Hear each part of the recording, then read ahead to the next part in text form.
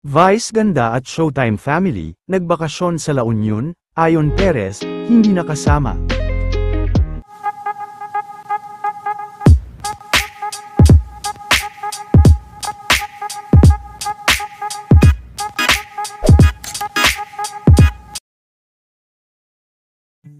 Matapos ang successful event nila Vice Ganda sa Tarlac kahapon sa Kanlahi Festival, ay kaagad din nga itong dumiretso patungo sa La Union, kung saan ay nagpahinga nga ito para makapag-unwind kasama ang kanyang Showtime family.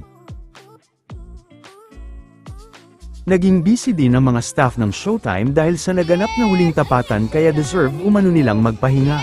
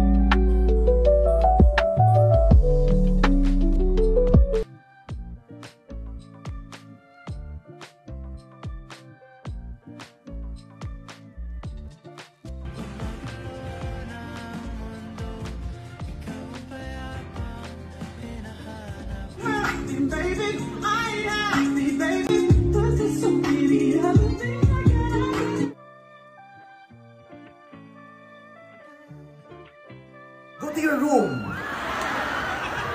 Ayan.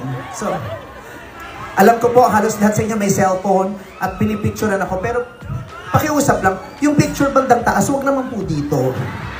Yung iba kasi ito yung pinipicturean, tapos pag uwi ng bahay, isu-zoom. Tapos sasabihin, putang, laki pala talaga ng itlog ng kabayo, no? Huwag naman, sa mukha po. Sa mukha ang focus ng mga camera, okay?